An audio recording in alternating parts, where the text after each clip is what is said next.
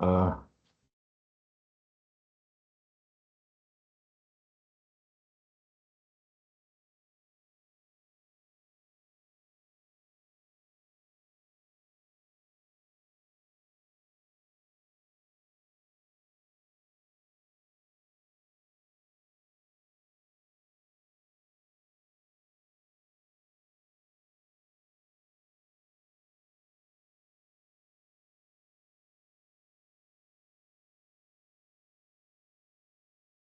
მოდი არავის არ აქვს ჩართული, არც მე არ ჩართ.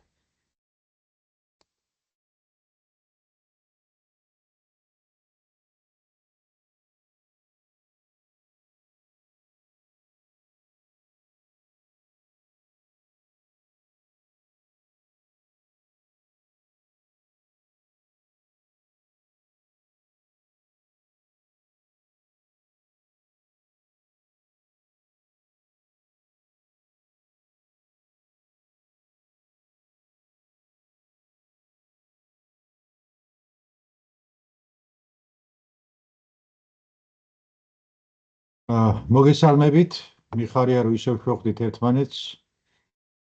ალბათ მოგვემატებიან კიდევ რო არის თუ შემოსული. ესე იგი, დღევანდელი ჩვენი ვებინარის თემა არის ხელოვნური ინტელექტი სასწავლო პროცესში, როგორც დამხმარე ინსტრუმენტი. ეხლა რატო ხელოვნური ინტელექტი, ხო? და რატო გვინდა რომ ტრადიციული საგაკვეთილო პროცესი რაღაც ტექნოლოგიებით ჩავანაცვლოთ.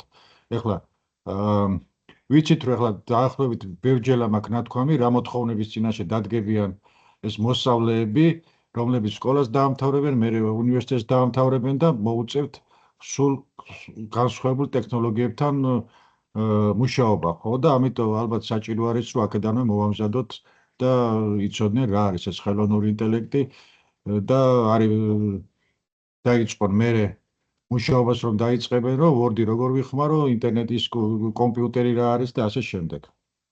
ეხლა რა არის ხელოვნური ინტელექტი? ჯერ ესე იგი დღევანდელ გეგმას გაგაცნობთ, რა გეგმით წავალთ. ესე იგი თავიდან ვისაუბრებთ რა არის ხელოვნური ინტელექტი, მერე ყოველდღიურ ცხოვრებაში სად გამოიყენება, საგანმანათლებლო სფეროში როგორ გამოიყენება,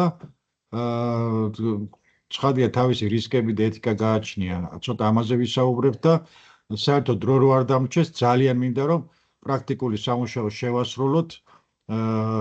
ერთ-ერთი რაღაცა გახსნილი მაქვს უკვე ჩატბოტი და რაღაც პრაქტიკულ დავალებას გავაკეთებ. პირველ რიგში ეს მინდა რომ ძალიან ასე ვთქვათ გავაკეთოთ. ეხლა რა არის ხელოვნური ინტელექტი, ხო? ადამიანი თავიდანვე აი რაც ბორბალი გამოიგონეს, ხო, ყოველთვის ცდილობდა რომ თავისი ფიზიკური შრომა გაიადვილებინა და გაემარტივებინა.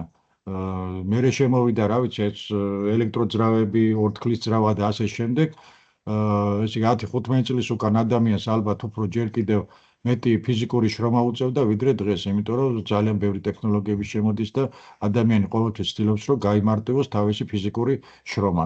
გარდა ფიზიკური შრომის, ადამიანი აი ოდითგანვე ცდილობს რომ გაიმარტივოს ასევე თავისი გონების ტვინის შესაძლებლობები.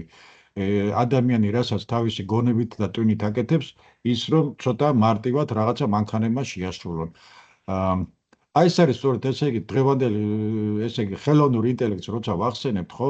ბევრს აშინებთ ხოლმე ეს ტერმინი, რომ აი ეს სხვა რაღაცა, ეს ნეირონები და ასე შემდეგ. არაფერი, ეს არის ჩვეულებრივი ინსტრუმენტი, რის საშუალებითაც ჩვენ ვიმარტივებთ, ასე უпростоრეთ ძალიან სწრაფად ვაკეთებთ იმ საქმეს, გაცილებით სწრაფად, რაც შეგვიძლია რომ ჩვენი გონებით და ტვინით გავაკეთოთ. ხშირ შემთხვევაში ისეთ საქმეებს აკეთებს, რომ ჩვენი ტვინი ცოტა ტვინისთვის მიუწვდომელიც არის და ან ძალიან დიდი დრო ჭირდება.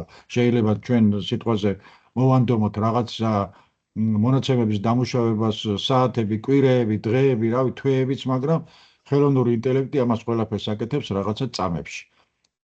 აი ერთ-ერთი აი ესეთი სურათი მინდა გავჩვენოთ, როცა ესე იგი აი ამ სურათზე ჩოთქს რო ვეძახდით საანგარიშო, ასე ვთქვათ, ეს აი შეიძლება ჩავთვალოთ, რომ ერთ-ერთი ხელოვნური ინტელექტია, იმიტომ რომ ჩვენს გვიმარტივებს ეს ანგარიშო, ამარტივებდა უпростоრეთ, იმიტომ რომ ფურცელზე სიტყვაზე რაღაც ათასობით და მილიონობით რაღაც შეკრება, გამოკლება, გამრავლება, გაყოფა, ამას დიდი დრო ჭირდება და აი ასეთი ინსტრუმენტით ძალიან სწრაფად აკეთებდა ადამიანი ასეთ მოქმედებებს. მე რაღაცა მანქანა გამოიგონეს სიტყვაზე, მე კალკულატორი და კომპიუტერი და დღეს უკვე ხელოვნური ინტელექტია.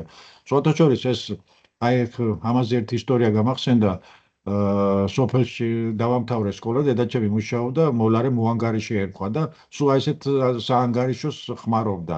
იქ ყველა როგორც წესი 10-15 კაცი იჯდა ოფისში და სტუდენტი რო გავხდი, დიდი სიხარულით საჩუქრად ჩაუტანე, კალკულატორი ვიყიდი, ახალი გამოსული იყო მაშინ და კი გაეხარდა, მაგრამ მეორედ რო ჩავედი და ვნახე ისევ ამას ხმარობდა, იმიტომ რომ აუ მაგას როგორ ვენდო, აი დღესაც მე კომპიუტერზეც ესე იყო, აი რაღაცა სკეპტიკური განწყობა, მე მაგას ვერ ვისწავლი, ეგ რთულია. დღესაც ასევეა, აი ხელოვნური ინტელექტი არაფერი არ არის, ძალიან მარტივი მოსახმარებელია და თუ მოგიხმარიათ, ხო, შეკითხვა აღარ დამისვავს. თუ ვინმე ხმარობს ამ ხელოვნურ ინტელექტს, დამერწმუნება, რომ ძალიან კარგი ინსტრუმენტია, ძალიან სწრაფად გვიკეთებს საქმეს, ძალიან სასარგებლო საქმეს და ისეთ საქმეებს გვიკეთებს, რომ ჩვენ გამოთავისუფლებული დრო უკვე შეგვიძლია სულ სხვა რაღაცებს დავუთმოთ. ესე იგი, ორი სიტყვით რო ვთქვათ, ხელოვნური ინტელექტი ეს არის კომპიუტერული სისტემის უნარია, რომ შეასრულოს ისეთი ამოცანები, რასაც ჩვეულებრივი ადამიანის გონება სჭირდება. ეს მოიხმარება სწავლაში, რა ვიცი, შემოქმედება, ამოცნობა და ასე შემდეგ. აი ერთ-ერთი მაგალითად მანქანური სწავლება. ეს რა არის ხელოვნური ინტელექტის თვისება, მანქანური სწავლება. ჩვენ ვაძლევთ რაღაცა ინფორმაციას, სიტყვაზე შეიძლება სურათი ვანახოთ რაღაცა და აი ამ სურათიდან და მონაცემებიდან ჩვენ გვეუბნება რას წარმოადგენს ეს. აი მაგალითად ეხლა მანქანურ მოსწავლებას იყენებენ ძალიან ხშირად ეხლა უკვე ექიმები რენტგენის სურათების გაანალიზებაში ან სხვადასხვა სადიაგნოსტიკო აპარატებისგან მიღებული ინფორმაციის გაანალიზებაში. აი ანახე რენტგენის სურათი შეუძლია რაღაც წამებში გაანალიზოს და მოგჩეს დიაგნოზი თუ ესა თუ ის რაღაცა დარღვევა რას წარმოადგენს. ესე იგი რაღაც აი თითქოს ადამიანის გამოცდილებასავით არის რა. ესე იგი ექიმა უნდა დააგროვოს დიდი გამოცდილება, ისწავლოს რომ ამ რენტგენის სურათში ეს სიტყვაზე შავი წერტილი რას წარმოადგენს, ამას ხელოვნური ინტელექტი აკეთებს ძალიან სწრაფად, ასე ვთქვათ. ხო, ახლა აი ხელოვნური ინტელექტი რითი განსხვავდება ტრადიციული პროგრამებისაგან, ხო? პროგრამას როცა ჩვენ ვწერთ, აი თითქმის მსგავსი რაღაცა, ეს ხელოვნური ინტელექტი ეს პრაქტიკულად პროგრამა არის, ეს მე იყენებენ, რა თქმა უნდა, ეს ხელოვნური ნეირონები და სულ სხვა სისტემაა, მაგრამ აი უხეშად რო ვთქვათ, ეს არის პროგრამული ეს გარკვეულ პროგრამას წარმოადგენს, ხო? და აი ჩვეულებრივი პროგრამირებისგან რითი განსხვავდება ხელოვნური ინტელექტი? ჩვენ პროგრამირების დროს აი მაგალითად Google-ში რაღაცას რო ვეძებთ, რაღაცა გვინდა, ხო, ვცდილობთ რომ მივცეთ რაც შეიძლება მოკლე ინფორმაცია. რომ აი გვინდა ეს, ამის ფასი ან რაღაც ეს სად ვიყიდო ესეთი რაღაც ან არ ვიცი ძალიან და Google-ში რა ინფორმაციას ვცდილობთ რომ მივცეთ რაც შეიძლება მოკლე ინფორმაცია, თორე თუ ძალიან დიდ წინადადებას დაუწევთ, იმდენ ინფორმაციას ამოგვიყრის რომ ну არ ვიცი შეიძლება მე იმაში უნდა ეძებო თქვენთვის სასარგებლო რა არის. ესე იგი ვცდილობთ რაც შეიძლება მოკლე ინფორმაცია. ხელოვნურ ინტელექტზე ეს არის პირიქით. რაც მეტ ინფორმაციას ვაძლევთ, მით უფრო ზუსტ პასუხს გვეუბნება კომპიუტერი, ხელოვნური ინტელექტი. თუ სიტყვაზე რაიმე კიდე კარგი თვისება ის აქვს ამ ხელოვნურ ინტელექტს, რომ თუ რაღაცა ვერ გაიგო და ჩვენ ზუსტი ინფორმაცია ვერ მივეცეთ, გვეკითხება აი მაგალითად სასწავლო მიზნებისთვის მიეცით რაღაცა გაკვეთილის გეგმა გინათ რომ დაგიწეროთ, ხო? და მოკლედ მიეცით ძალიან. გეკითხებათ რომელი კლასისთვის გინდათ სიტყვაზე ან ტესტების შედგენა ხო არ გინდათ, როგორი გეგმა გინათ, პრეზენტაცია ხო არ გინდათ, თუ ყველაფერი არ მიეცით, თვითონ გეკითხება და აძლევთ პასუხებს და ასე ვთქვათ გაძლევთ მერე საჭირო ინფორმაციას. აი თითქოს ხელოვნურ ინტელექტს ყოველთვის ვადარებთ ხოლმე აი ადამიანის აზროვნებას, უკვე ძალიან ახლოს მივიდა ეს ყოველთვის ვითარდება ძალიან და მაგრამ აი რითი განსხვავდება მაინც მოკლედ გეტყვით. ადამიანს გაქვს ემოციური ინტელექტი, რა თქმა უნდა ხელოვნურ ინტელექტს ემოცია არ გააჩნია, შემოქმედებითი აზროვნება ადამიანს გააჩნია, მას ძალიან შეზღუდული აქვს. კონტექსტის გაგება ადამიანისთვის გასაგებია, მაგრამ ხშირად ის კონტექსტს ვერ იგებს. ამიტომ უნდა მივცეთ ხოლმე იმას ზუსტი ინფორმაცია და ზუსტი სიტყვებით.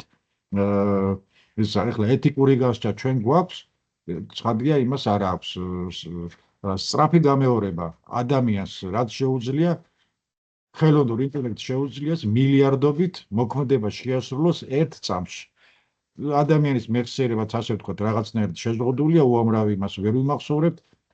ხელოვნურ ინტელექტს, არ ვიცი, აი ტერაბაიტები კი არა, უამრავი ინფორმაცია შეიძლება მივცეთ და ამ ყველაფერს იმახსოვრებს. ეხლა არის ახლა ხელოვნური ინტელექტის ბევრი პლატფორმები არსებობს უკვე რამდენიმე. ახლა აქ ჩამოწერილი მაქვს ეს ChatGPT-ია, DeepSeek-ია, Cloud-ი და Gemini. ეს 4 ჩამოვწერე, იმიტომ რომ აი ძირითადად მე პირადად ამ 4-ს ვიყენებ ძალიან კარგად. სიმართლე გითხრათ, ბევრი სხვები ნაცადიც კი არა მაქვს. ხო? ესე იგი როგორ მუშაობს კიდევ ერთხელ ხელოვნური ინტელექტი, ეს მუშაობს მონაცემებზე, ჩვენ რაღაცა მონაცემებს ვაძლევთ, ან ის არსებობს უკვე ეძებს თვითონ რაღაცა მონაცემებს, რაც უფრო მეტი და ხარისხიანი მონაცემია მისთვის ცნობილი ან მიცემული, მით უფრო უკეთ მუშაობს ეს სისტემა. ეხლა აი ყოველდღიურ ცხოვრებაში სად გამოიყენება ხელოვნური ინტელექტი? აი ხანდახან გონია რომ ჩვენ ხელოვნურ ინტელექტს არ ვიყენებთ. ვიყენებთ. აი Google-ში მაგალითად ხმოვანი ასისტენტი რაღაცას რო გვითარგმნის. ალბათ ეხლა YouTube-ში მეც გვიან შევამჩნიე, ძალიან ბევრი სიმღერები და ვიდეოები არის, რომელიც ხელოვნური ინტელექტის შექმნილია. ასევე აი თქვენ რო შედიხართ რაღაცა YouTube-ში რაღაცას უყურებთ, ან აი სიტყვაზე ონლაინ რაღაცა ნივთებს ყიდულობთ, ხო? თუ შეგიმჩნევიათ ის, მე თვითონ ავტომატურად იგივე საიტზე რო შედიხართ, ან თქვენ მისამართზე მოგდით რეკლამები, რომ გთავაზობთ რაღაცა მსგავს პროდუქციას. ამას ხელოვნური ინტელექტი აკეთებს. იმახსოვრებს თქვენ ინტერესების სფეროს და მე გთავაზობთ, ასე ვთქვათ. აი Google Maps რო ვიყენებთ ავტომობილებში, ოპტიმალურ მარშრუტს სწორედ ეს ხელოვნური ინტელექტი არჩევს, საით წავიდეთ. სპამები ფილტრები რო სპამში რომ მიდის ის რა ქვია არასასურველი ინფორმაცია. რა ვიცი, ახლა მედიცინაში გამოიყენება ძალიან უკვე ძალიან ფართოდ გამოიყენება აი მედიცინაში მაგალითად ჩემთვის ერთ-ერთი ყველაზე საინტერესო ახლა ძალიან ინტენსიური მუშაობა მიდის რა ქვია უჯრედის გაახალგაზრდავებაზე, ასე ვთქვათ. ეს ხელოვნური ინტელექტის დახმარებით ხო და აი დიაგნოსტიკის აპარატებში სხვათა შორის აქ ერთი მაგალითი მინდა მოვიყვანო. ერთი მეუღლის მეგობარია, ხო და რაღაც აწუხებდა, აღარ მახსოვს, მაგრამ თბილისში შემოიერე, უამრავი ფული დახარჯა, ხო და ვერსად ისეთი დიაგნოზი ვერ დაუსვეს, ან არასწორი დიაგნოზი, ან ერთი სიტყვით ვერ უკარნულეს და მე ხელოვნურ ინტელექტს კითხა რამდენჯერმე რაღაც სხვადასხვა პლატფორმებს ეს მაქვს და როგორო და სხვათა შორის არ ვიცი შემთხვევიდან ემთხვათ როგორ იყო, მართლა ხელოვნური ინტელექტის რჩევებმა გაჭრა და სრულიად გამოჯამთელდა, ასე ვთქვათ. აი ახლა შემოდის კიდე ავტოპილოტები, ხო, რომელსაც აი ტაქსებიც კი უკვე სასტელ ნიმუშები არის, Tesla-საა გაშვებული, даже თვითმფრინავებშიც არის უკვე ესე, რომ პილოტი არ ჭირდება და თვითმართვავია. ამას ხელოვნური ინტელექტი ჭირდება და ასე შემდეგ. აი ახლა განსაკუთრებით ერთი უარყოფითი თვისებებიც რა შემილია მოვიყვანო, მაგალითად, აი ახლა ირანში ომი რომ მიდის, ხო? 91 წელში ერახთან ომი რო იყო, თუ გახსოვთ ეს რა ვიცი, ჩემი ასაკის ხალხს ალბათ უფრო ეს ტანკები და რა ვიცი, თვითმფრინავები და რამეც სულ ამით მიდიოდა შეტევა და ასე დაზვერვის ინფორმაცია და ასე შემდეგ, მთელი დიდი ხანი ემზადებოდნენ და ასე შემდეგ. აი ახლა 2006 წელში რომ ირანთან ომი რომ დაიწყო, ხო? ერთ დღეში გაანადგურეს 900 სამიზნე და თითქმის ყველა ლიდერის ლიკვიდაცია მოახდინეს, ხო? ეს ცხადია იყო სადაზვერვო ინფორმაციები, მაგრამ ეს იყო ინფორმაციები მოსული სატელიტიდან, რაღაცა დრონის ინფორმაციები, ეს იყო ტელეფონის რაღაც ჩაჭერილი იყო ტელეფონზე საუბრები, ასევე აი ირანელებს თეირანში ქონათ დაყენებული მაგათ ირანელებს სახის ამომცნობი ძალიან ბევრი კამერები, რომ ხალხის მოძრაობა ეკონტროლებინათ და ასე შემდეგ. აი თბილისშიც რო დააყენეს ახლა თუ არ ვცდები, ესეც ისრაელის დაზვერვა ამას დაждდა და გადაიჭირა ესენი. ასე ვთქვათ, ძალიან ბევრი მონაცემები, რომელიც შეიძლება ადამიანს, მთელი ადამიანები ჯგუფი უნდა მჯდარი იყვნენ, მთელი განყოფილება და თვეები ემუშავათ. ეს გააკეთა ხელოვნური ინტელექტმა საერთოდ წამებში, იმიტომ რომ აი შეიძლება მეორე წუთზე სხვა ინფორმაცია მოეცა და რა წამებშიც ხელოვნურმა ინტელექტმა მისცა ინფორმაცია, რომ ეს აქ არის, ის აქ არის, აქ ეს სტრატეგიული ობიექტია, ერთი ღილის დაჭერით თითქმის 9000 ობიექტი გაანადგურეს და აი ეს იყო ხელოვნური ინტელექტი. მაგრამ ხელოვნური ინტელექტსაც ახლა ემოცია არ გააჩნია, შეცდომები მოსდით, ამას მეც გეტყვით, რომ გადამოწმება ჭირდება ხოლმე. ეხლა ამ შემთხვევაში ვერავინ გადაამოწმებდა ამ ირანის ომში, მაგრამ აქ ტრაგედიაც მოხდა. აი მაგის გამო მართალი 900 ობიექტი, სამხედრო ობიექტი დაიბომბა, მაგრამ ერთ-ერთი ამ 900-ში მიცემული იყო ხელოვნური ინტელექტის მაგიერ რატომღაც სკოლა იყო მიცემული და ეს სკოლაც დაიბომბა და 163 ბავშვი გარდაიცვალა. ეს უდიდესი ტრაგედია იყო, ალბათ, ნუ მაინც და მაინც არ წერი, არ ახმაურებენ რატომღაც, არ ვიცი. ხო. ესე იგი, აი თანამედროვე ასე რომ ვთქვათ, ომის გადამწყვეტი უკვე წავიდა ხელოვნური ინტელექტი და ციფრული ტექნოლოგიები. ხო, ეხლა საგანმანათლებლო სფეროში როგორ გამოიყენება ეს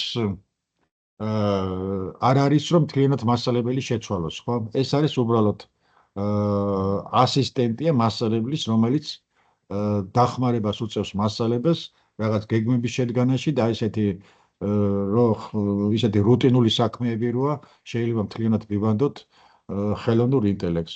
დროის დაზოგვა ხდება, იდეების გენერირება შეიძლება, რაღაცა იდეები ჩვენ ბევრი ვიფიქროთ და ხელოვნურ ინტელექტს ვკითხოთ და რაღაც ახალი იდეები მოგვაწოდოს. სახალისო აქტივობები შეიძლება გაკვეთილზე დასანერგად მოგვაწოდოს ეს ინფორმაცია, გაკვეთილის დაგეგმა, რესურსების შექმნა, ასე რომ აი ძალიან ბევრი დახმარება შეუძლია ამ ხელოვნურ ინტელექტს. მეც მაგალითად ხმარობ ძალიან ხშირად რატომღაც არა, მაგრამ სკოლაში არ ვასწავლი, მაგრამ უნივერსიტეტში სტუდენტებისთვის ძალიან ხშირად ხმარობ. საერთოდ აი აქავე მინდა გითხრა, ახლა სტუდენტები ვახსენე, რომ აი ჩემთან იქ სხვა ლექტორები, როცა გამოცდებს უტარებს სტუდენტებს, ხო?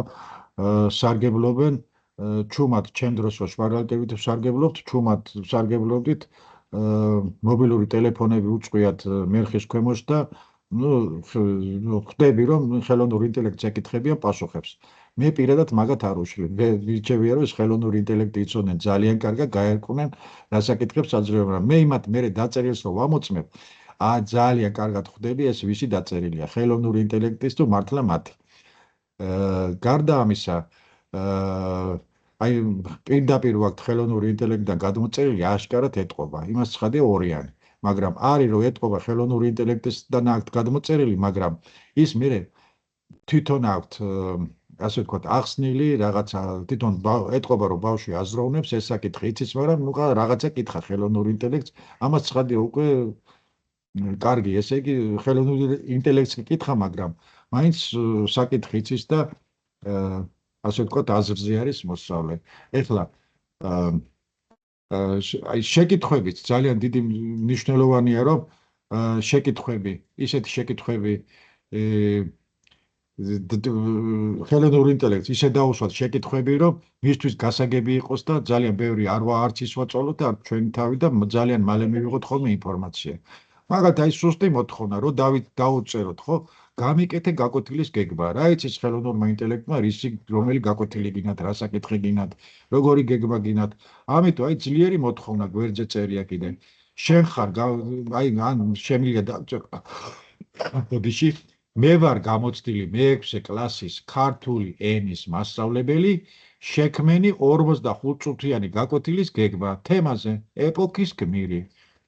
უნდა მოიცავს შესავალი, მთავარი ამოცანა და 3 აქტივობა დამიწერე და შეჯამება. აი გაგიწირთ უკვე მშვენიერ იმას. ესე იგი, რაღაცა დავალებას ვაძლევთ ხელოვნურ ინტელექტს, უნდა აუცილებლად მიუთითოთ სკოლაში თუ სკოლისთვის თუ გვინდა და გაკვეთილისთვის რომელი კლასი, რა საგანია, რა ფორმატი გვინდა, წრილი გვინდა, სია გვინდა, პრეზენტაცია გვინდა თუ რა გვინდა და მათ გადამოწყვეტ შეიძლება მე თხოვოთ, ასე ვთქვათ, აა ეხლა ჯერ დრო არის რომ კიდე ისა მ, აა ხო ეს პრაქტიკულ სამუშაოზე მე გადავალ მაშინ ხო ბარემ ახავე გეტყვით აა ესე იგი ჩატბოტი ხო არა რისკებზე ვიტყვი ჯერა ძალიან მოკლედ რომ ბარემ მოვითავო ეს ყველაფერი ესე იგი ხელოვნური ინტელექტი ეყრდნობა ფაქტებს რომელსაც ან ჩვენ ვაცდვით ან ეძებს ინტერნეტში ხანდახან შეიძლება ეს ფაქტი იყოს მცდარი, ამიტომ 100% ყოველთვის არ არის ზუსტი. ამიტომ გვიწევს ხოლმე მისი გადაამოწმება აუცილებლად. აი როგორც წინა შემთხვევაში იყო, რომ ის ხელოვნური ინტელექტი შეეშალა იმ 900-დან ერთი შეეშალა, მაგრამ ტრაგედია გამოიწვია, ამიტომ დრო მაშინ დრო არ ქონდათ ეთყობა, მაგრამ ჩვენ ყოველთვის გვაქვს დრო, რომ ჩვენი ინტელექტის მიერ მოწვეული ინფორმაცია გადავამოწმოთ.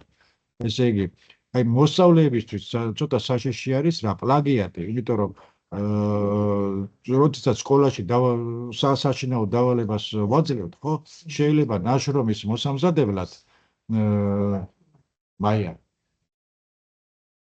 ნაშრომის მოსამზადებლად გამოიყენოს ხელოვნური ინტელექტი. ამიტომ უნდა ვასწავლოთ მოსწავლეებს, რომ ცოტა პატიოსნება და აკადემიური პატიოსნება გამოიჩინონ და ან გამოიყენონ ისე, რომ ნაშრომი კი მომამზადო, მაგრამ ერთ-ერთზე არ გადმოიწერონ, ასე ვთქვათ. სხვათა შორის ამის პრევენცია არსებობს, რომ მე შეიძლება შეუცვალოთ რაღაცა დავალება ისეთი, რომ შემოქმედებით აზროვნებას მოითხოვდეს და მე უკვე ვეღარ გააკეთებს პლაგიატს. აი კონფიდენციალურობა რაც შეეხება ხო ხელოვნურ ინტელექტს არ უნდა მივცეთ ისეთი ინფორმაცია არ უნდა ავტვირთოთ პირადი ინფორმაცია სიტყვაზე მოსწავლეების ან სურათები ან პირადი მონაცემები და ჩვენიც ასევე და ეს ნუ ცნობილი ფაქტია რომ საერთოდ ინტერნეტში არ უნდა იტვირთოს ასეთი არც ბანკის ნომრები არც პირადი ინფორმაცია ასე შემდეგ ეხლა მასწავლებლისთვის რა არის ეს არის მასწავლებლისთვის დამხმარე ინსტრუმენტი და არა შემცვლელი ასე ვთქვათ და ერთი კიდე უარყოფითი რა შეიძლება ქონდეს ცუდი რომ აი კრიტიკულ აზროვნებას თუ ბავშვი დამოკიდებული გახდა აი როგორც თამაშებზე ხდება ხოლმე ხელოვნურ ინტელექტმაც იცის ასეთი დამოკიდებულება ნუ კრიტიკულ აზროვნებას უკვე ხელს უშლის ასე ვთქვათ რომ ასე რომ ყველაფერი ხელოვნური ინტელექტი კი არ უნდა აკეთოს ბავშვმა ეს უნდა იცოდეს არამედ პირველ რიგში თვითონ უნდა იფიქროს და ეს უნდა იყოს ხელოვნური ინტელექტი მხოლოდ დამხმარე ინსტრუმენტი აა აი ხო კარგით მოდი რომ მოვასწრო მე მინდა პრაქტიკული სამუშაო რაღაც ესე იგი პრაქტიკული სამუშაოებს როგორ ვაკეთებთ ესე იგი ხსნით ჩვენ ხელოვნურ ინტელექტს მაგალითად ეს შეიძლება იყოს ნებისმიერი პლატფორმა რომელიც თქვენ მოგეწონებათ შეიძლება მოგთხოვოთ ანგარიში აი რომელი ანგარიშით შევიდეო უფასო არის ფასი არავითარ თანხას არ ეტყობს რა თქმა უნდა იქ ფასიანებიც არის მაგრამ და უფრო უკეთესია მაგრამ მე არცოდეს ფასიანი არ გამომიყენებია და შვენიერად ვსარგებლოთ უფასოთი ან შეიძლება იყოს დემო ვერსია მე ნუ ესე იგი რა ქვია ეს ძალიან მარტივია დარეგისტრირება გახსენით და მიყვებით იმ ბმულს მაგრამ აი ერთადერთი თუ რაღაცა თავიდან დასაწყისში განსაკუთრებით სწავლის პერიოდში სასარგებლოა ხოლმე რომ აი რაღაცა მოთხოვნა მიეცით მოგცათ პასუხი ხო მე შეცვალეთ ეს მოთხოვნა და აი თავისუფალ დროს სწავლის მიზნით შეცვალეთ მოთხოვნა და დაელოდეთ რა განსხვავებას მოგცემთ მე შეცვალეთ სიტყვაზე პლატფორმა რომელიმე სხვა ხელოვნური ინტელექტი გამოიყენეთ ხო და იმასაც მიეცით. მე აი ახლა 4-ს ვიყენე მეთქი რო თქვი, აი ეს 4-ვე დაახლოებით 3 ერთ და იგივეს მაძლევს ხოლმე თითქმის, მაგრამ სხვაობაც ძალიან კარგია, დიდია, რჩევებიც კარგია, მაგრამ ერთ-ერთი რომელიღაცა აღარ მახსოვს, საერთოდ განსხვავებულ ინფორმაციას მაძლევს და ძალიან კარგი ინფორმაციას, ასე ვთქვათ, ძალიან ჩემთვის სასარგებლო ინფორმაციას. ეხლა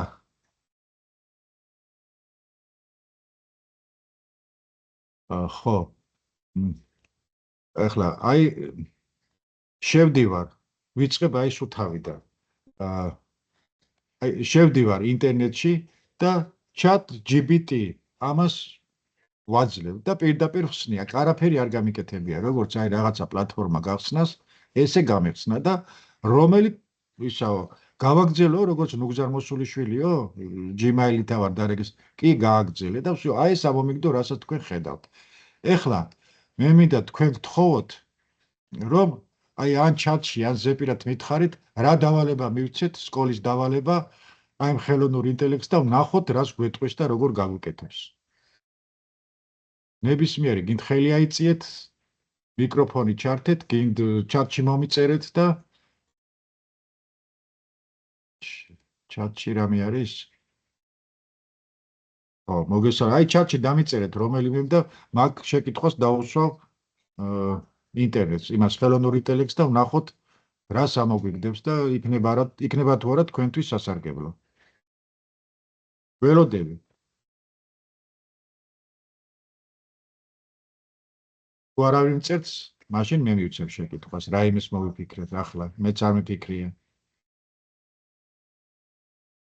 აი, სადა ვარ? ეჯერობით არაფერი არ იწერე. მაგალითად, ახლა ფიზიკოსი ვარ, ფიზიკის საკითხს მივცემ, დაუშვათ, ვეტყვი ახლა, რომ ჰუკის კანონი მიცემა გაკვეთილი ჩასატარებელი და დამიწერეთ გეგმა, როგორ ჩავატარო ჰუკის კანონი სკოლაში, სკოლის ну, ეხლა შემიძლია სკოლად კლასიც არ მივუთითო, იმიტომ რომ ჰუკის კანონი იცის, რომ სკოლაში ისწავლება. ეხლა დავწერ მინ და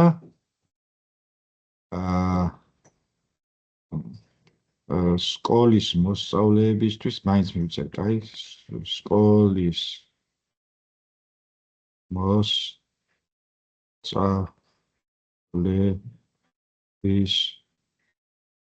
ჰუკის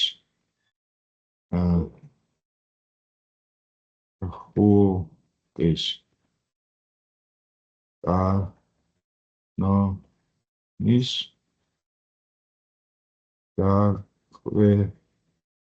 გაკვეთილის გეგმა. მინდა სკოლის მოსწავლეებისთვის ჰუკის კანონის გაკვეთილის გეგმა. რა ვიცი, აქ რავე მიუწერო თუ არა კიდევ. ნახოთ ჯერ ამაზე რას გვეტყვის, ბევრი რა ვწერო. აი ის არის გვერდით. მივეცი ის არის და მიწერს, აბა შევხედოთ. აი ერთგვარი მარტივი ეფექტური გაკვეთილის გეგმა სკოლის მოსწავლეებისათვის ჰუკის კანონის თემაზე. ისა თქვენ ეკრანზე ისე ხედავთ, რომ წაიკითხოთ და რაც მომწერა ხელოვნურმა ინტელექტმა. დიახ. კარგით. აი ზამბარის დეფორმაცია და ძალა. მოსწავლეები შეძლებენ, რა შეძლებენ? მერე გაკვეთილის ხანგრძლივობა, აი 45 წუთი დამავიწყდა რომ იმეცა და თვითონ დამიწერე 45 წუთი. იცის ეთყობა რომ 45 წუთიანია ჩვენთან გაკვეთილები. წინარე ცოდნა რა უნდა იყოს, ძალიცნება უნდა იცოდეს, სიგრძის გაზომა უნდა იცოდეს, რაღაცა მარტივი გრაფიკი ააგოს. აი მერე დროების მიხედვით როგორ გამოიყენოთ, ჰუკის კანონი ამბობს რომ ზამბარაზე მოქმედი ძალა პროპორციულია მისი წაგრძელებასთან. პირდაპირ ფორმულას დამიწერა F უდრის KX. ზამბარას დამიხატა. სადაც F ძალა არის ნიუტონებში, F არის ძალა ნიუტონებში, K სიმტკიცის კოეფიციენტი, X-ი წაგრძელება მეტრებში. აუხსნით მოსწავლეებს, თუ ძალა იზრდება, წაგრძელებაც იზრდება. პრაქტიკული აქტივობა, მერე მოსწავლეები მუშაობენ ჯგუფებად. ეს რო ალბათ ლაბორატორია ჩაუტაროთ, რა გვჭირდება, ზამბარა გვჭირდება, ტვირთები და სახაზავი. ეს რო სკოლას არ კონდეს, ან სახელიდან გვაქვს ყველას იგივე ნივთები და მოსწავლემ შეუძლია მოიტანოს. ხო, გაზომონ ზამბარის საწყისის სიგრძე, დაამატონ სხვადასხვა ტვირთი, გაზომონ წაგრძელება, ჩაწერონ მონაცემები ცხელში. შემდეგ ააგო გრაფიკი. განხილვა მერე 5-10 წუთი რას დაუთმოთ. რა მოხდა როცა ტვირთი გაიზარდა? მოსწავლეების ველოდებით პასუხს. არის თუ არა დამოკიდებულება წრფივი, გრაფიკს ვააგებენ, ნახავენ. როდის იწვება ჰუკის კანონი, ელასტიურობის ზღვარი?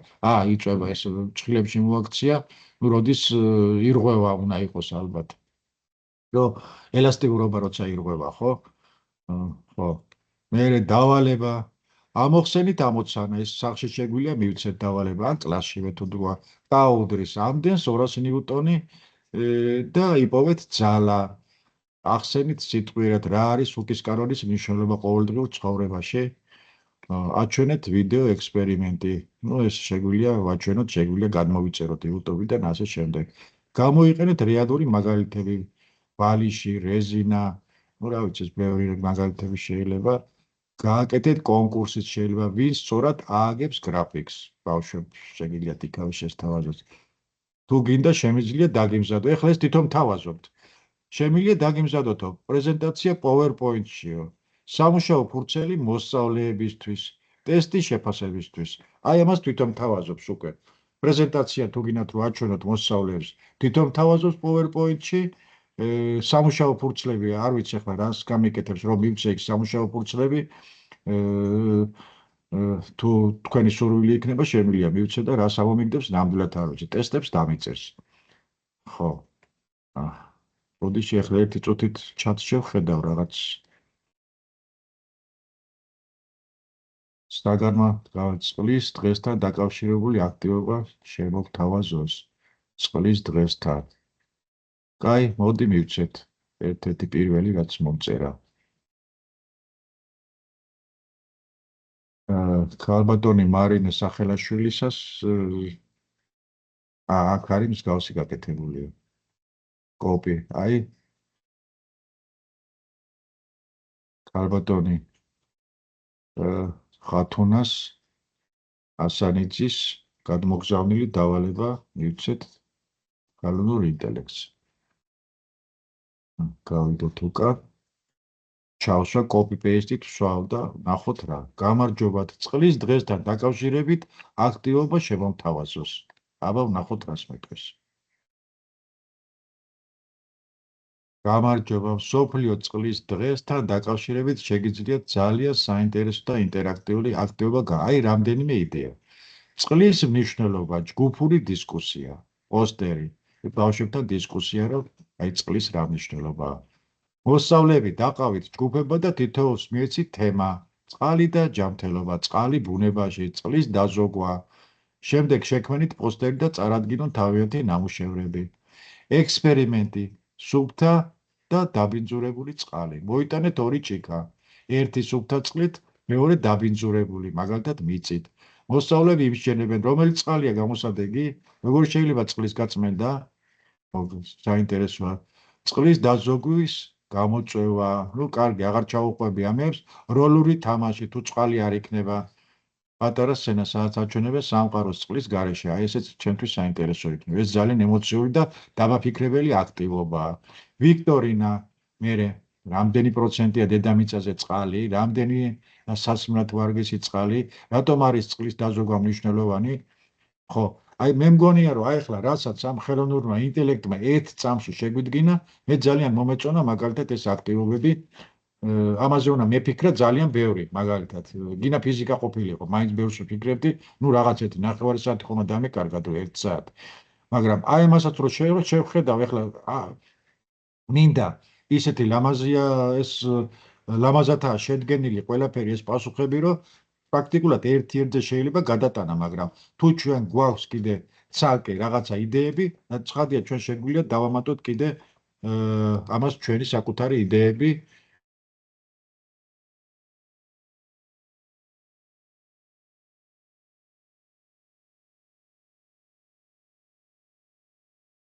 ხო, ბოდიში სულ ერთი წუთით შევწყვიტე, საწავიდა.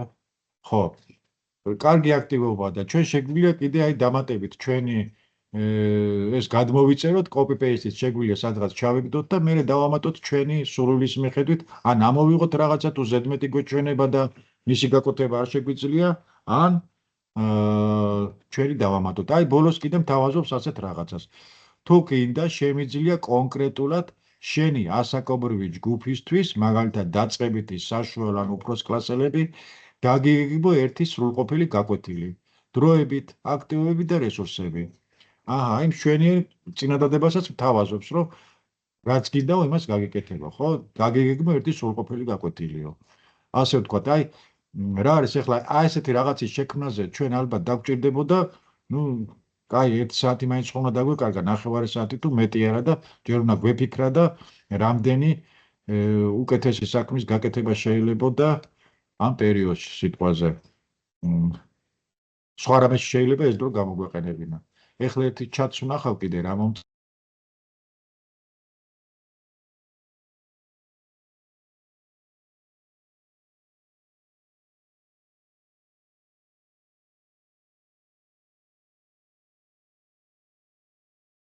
ეს არის აი მსგავსი არის გაკეთებული ეს ყველაფერი. ძალიან კი ბატონო, ძალიან საინტერესოა.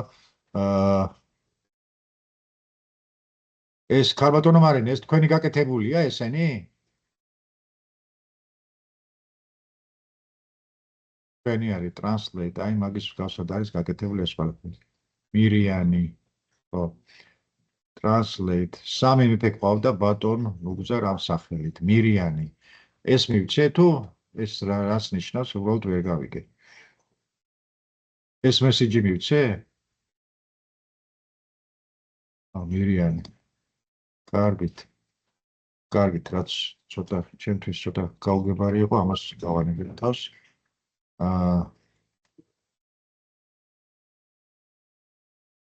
მირიანას მეძახით, მარინას მეძახით, მირიანი ვარ. მირიანი სახელაშვილი, უკაცრავად ბოდის ვიხდი, კიდე სახელაშვილი არის ის მარინა, ასეთი ჩემი მეგობარი პედაგოგია და შემეშალა, დიდ ბოდის ვიხდი. მრო იყო, ეხლა ძალიან ცოტა სლაიმად ჩანს და ცუდად და ბოდის ვიხდი, ისე. სახელაშვილი მარინა, შეიძლება არ ვიცი თქვენც იცნობთ, პედაგოგი არის. ასეთი. Facebook-შიც ყავს მეგობრად. კარგით. ჩატში. კარგით. კიდევ ერთხელ ბოდის ვიხდი.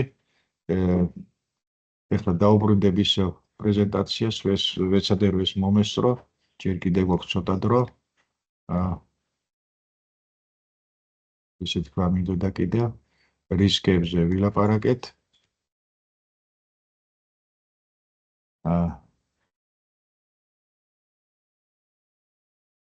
ხო, ну, ეხლა სად შეიძლება ეს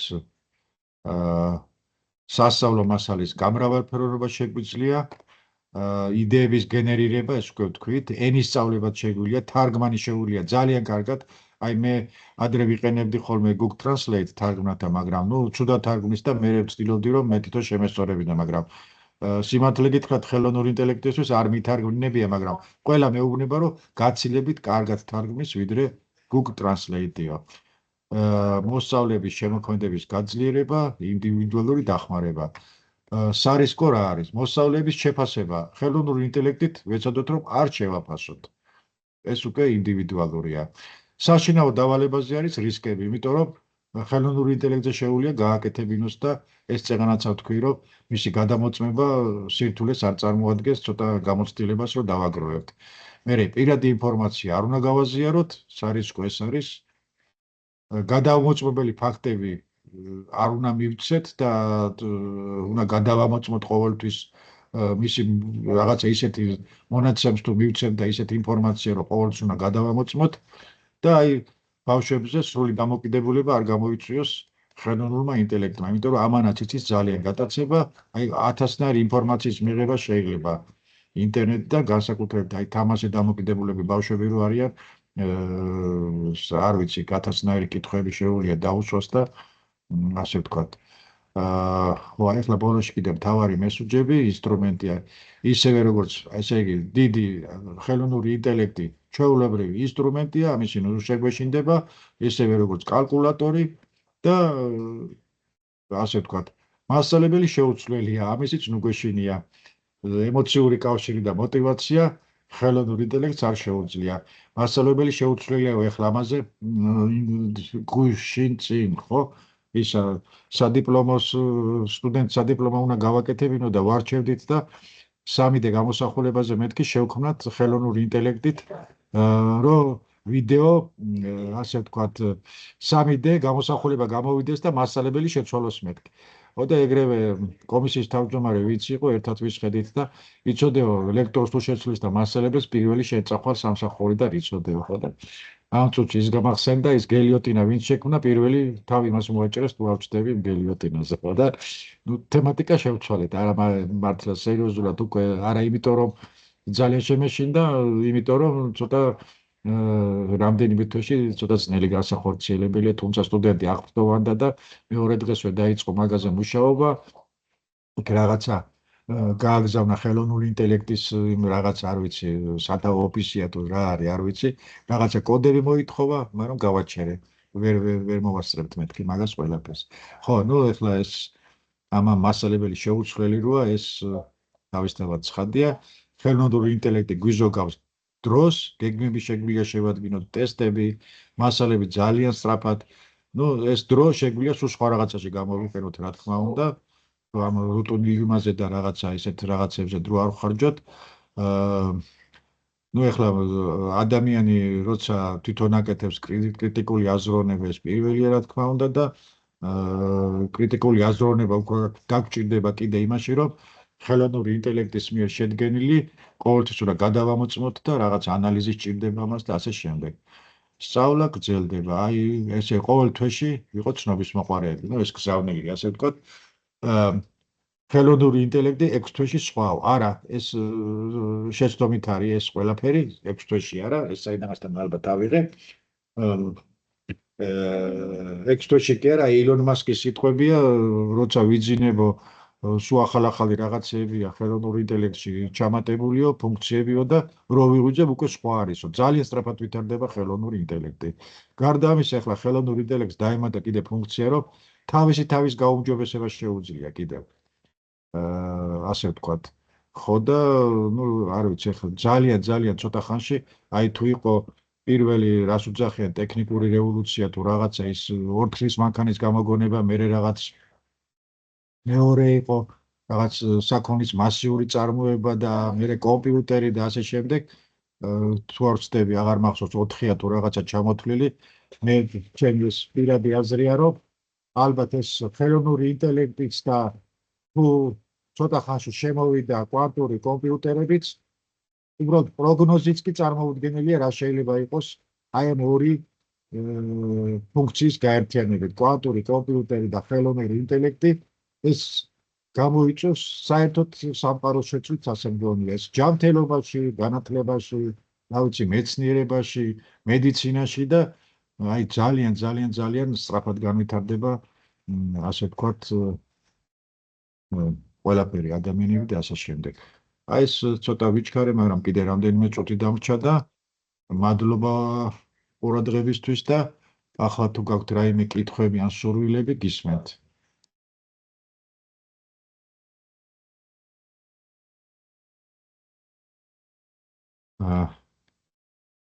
არა გვაქვს კითხვები. ნუ ალბათ იცით რომ ეხლა გადავწყვიტეთ კვირაში 2 დღე იყო და კვირაში 1 დღე გვექნება, მოგივიდოდათ ალბათ მესეჯი, ჩვენც ცოტა აქ ძალიან დავგვტვირთ სხვადასხვა აქტივობებით, ხან ბავშვები მოდიან, ხან რაღაც ისენია შეხვედრებია და კვირაში 1 დღე იქნება მორიგეობით ალბათ. ერთ დღეს ის STEM პროექტები და მეორედ რა ქვია, ესეთი რაღაცა დიდი გარღვევები, აღმოჩენები თუ რა შეიძლება დავარქვათ. თუ სიტყვაზე უმრავლესობის სურვილი იქნება შეგვიძლია ერთი უფრო ხშირად იყოს, მეორე უფრო ნაკლებად, ან სრულთლიანად ერთი იყოს, ან მეორე არ იყოს და თუ ვერაფერს იკებს და ასე შემდეგ. ასევე ერთ-ერთმა პედაგოგმა მოიწერა, თუ არ ვცდები, სუთიაშვილი იყო, აქ ვერ ხედავ დღეს შემოსულს, თემატიკა შემოგთავაზა, ასე ვთქვათ, დიდაფეთქება, სამყაროს წარმოშობა და რელიგია ერთმანეთთან კავშირში. ასეთი თემატიკა შეგვიძლია, ეს ძალიან ცოტა მე მიმაჩნია არ რთული, არამედ ცოტა სახიფათო, არ ვიცი, რელიგიასთან შეხება, მაგრამ შეგვიძლია ამის გაკეთებაც, მით უმეტეს რომ მე თვითონ ფიზიკოსი ვარ, თვითონ იმ საკითხებზე ვმუშაობ, დიდაფეთქებას, რაც შეეხება და სამყაროს წარმოშობის, ძირითადი ეს არის CERN-ის საკითხები, რა თქმა უნდა, 20 წელია იქ მუშაობ. კახა ჩვენი მენეჯერი, აი ხლაცაც რამდენჯერმე გამოჩნდა, არის ბიოლოგი, მაგრამ არის ასევე სასულიერო სემინარი აქვს დამთავრებული და ძალიან რელიგიური ადამიანი და ძალიან კარგად იცნობს რელიგიას. და ხშირად ჩვენ ერთმანეთში ვსაუბრობთ ხოლმე აი ამ სამეცნიერო დიდ აღმოჩენებზე, განსაკუთრებით სამყაროს წარმოშობის მეცნიერულ კონცეფციებზე და ექსპერიმენტებზე და ბიბლიაში როგორაა და ძველ აღთქმაში და ასე რელიგიურად ეს როგორ არის და არ ვიცი, მე ცოტა თავს ვიკავებ, მაგრამ ახას მოეწონა ეს იდეა და ვნახოთ, ამაზეც ვიფიქრებთ და თუ სხვები სრულიც იქნება, მარტო ერთი მასწავლებლისთვის ცხადია. ცალკე შეგვიძლია იმას ველაპარაკოთ, თუ ყველა სურვილი იქნება, შეგვიძლია ამ თემაზეც გავაკეთოთ ერთი ვებინარი. ცხადია, ეხლავე შემიძლია თქვა, რომ არ ვიქნებით აბსოლუტურად ჭეშმარიტი არც მე და არც ის, მაგრამ რაღაც ჩვენი მოსაზრება შეგვიძლია ერთმანეთს გაუზიაროთ, არა რომ ჩემია ჭეშმარიტი ან კახასია ჭეშმარიტი, არამედ თქვენი მოსაზრებებიც გავიზიაროთ, ასე ვთქვათ, სად უშვებთ შეცდომას ან სად ვართ მართალი. კარგით, ვკარნახობენ, რომ ბოლოსკენ უნდა წავიდეთო, ჩვენი მენეჯერი და კითხვები თუ გაქვთ, ან სურვილები, ან კითხვები თუ გაქვთ. ხელი აქვს? არა, ხელი ჩემთან არავის არა აქვს აწეული. მე მაქვს ბატონო გზარაწეული. ხო, უკაცრავად ვერ დავინახე. გისმენთ ქალბატონო. არა, უშავს, მოგესალმებით, მოგიკითხავთ პირველ რიგში. მადლობა. მე მინდა ბავშვები ჩამოვიყვანოთ თბილისში აპრილის თვეში. მაგრამ საქმე იმაშია, რომ 20 ბავშვი იქნება, 20-ზე ნაკლები არ იქნება და როგორ მოხერხდება ეგ? თუ რაიმე აქტივობა უნდა გავაკეთებინოთ 20 ბავშვისთვის პრაქტიკულად ძალიან ძნელია შეუძლებელი თუ არა. უბრალოდ არ იქნება ხარისხიანი. შევძლებთ, მაგრამ არ იქნება ხარისხიანი. სხვანაირად ვერ ვახერხებთ, იმიტომ რომ შორიდან მოვდივართ, ფოთიდან მოვდივართ და ორჯერ არ გამოვაცა მოსვლა. კი ბატონო, ეხლა მაღაზი ვარს როგორ გეტყვით, მაგრამ თუ ის შევძელით რომ გადავყავით ეს ორ ჯგუფად და რაღაც ისე გავაკეთეთ, თუ ამის შესაძლებლობა იქნება, ეგეც მისაღები. შესაძლებლობა იქნება როგორო სიტყვაზე ჯგუფში რაღაც აქტივობა თუ გავაკეთებთ, თუ კი არა გვინდა რომ გავაკეთებინოთ, გარდა სხვადასხვა აქტივობებისა, პროექტები რომ გააკეთოთ თავიანთი ხელით, არდუინოზე და ასე ვთქვათ, პროგრამირებადი ელექტრონიკაზე რაღაც თავის ხელით. ოროლს ვსვამთ ხოლმე, როგორც და ალბათ 3-3 ან 4-4-ის დასმა მოგვიწევს ერთად ჯგუფში და კი, არ იქნება პრობლემა, იმიტომ მათ გარკვეული გამოცდილება აქვს და გრანტებიც აქვს მიღებული. უბრალოდ კიდევ უნდათ დამატებით რაღაცეები და მეც უარს არ ვეუბნები. კი ბატონო, პირიქით ძალიან ეხლა ჩვენ პრაქტიკულად კვირაში ერთხელ მაინც ან ორჯერ უკვე ვეღარ ვძლებთ. ყოველთვის მოდიან სკოლები და გვაქვს გარკვეული პროგრამა შემუშავებული, რომ ასეთი სკოლებისთვის აქ რაღაცა ღონისძიებები ჩაუტაროთ. ჩვენთან ნამყოფითად შეკედილაში. ბატონო გზარ. რომელ დღეს ჩამოვალთ, ამას აქვს მნიშვნელობა თქვენთვის? მე ჩემთვის პირადად მე 4 შაბათი და პარასკევი ვარ უნივერსიტეტში, მაქვს ლექციები. 5 შაბათს ეს ვებინარი გვაქვს. აი, ყველაზე მოსახერხებელი არის ალბათ 2 შაბათი და 3 შაბათი. კი ბატონო, ჩვენც ეგ დღეები გვაწყობს. ხო, კი ბატონო. უნდა აპრილის სადღაც 20 აპრილისკენ. კი, წინასწარ გითხარით ერთი 10 დღით ადრე, ერთი კვირით ადრე გავგვაფრთხილეთ და სიამოვნებით გელოდებით. კი ბატონო. კი ბატონო, სიამოვნებით გელოდებით და შეიძლება ერთი დღის ამბავი არ არის, მაგრამ დაუშვათ პროგრამის წერასთან დაკავშირებითაც თუ რამეს მოისმენენ მიმართულებას. რა პროგრამის უკაცრავად ცოტა კოდის წერას. სკოლის წერას? კოდი. ხო, კი, რაც ჩვენ შეგვიძლია ყველაფერს მაგას გავაკეთოთ. ეხლა კოდის წერას 1 საათი და 2 საათი ვერ ვასწავლით, მაგრამ რაღაცა მითითებებს მივცეთ.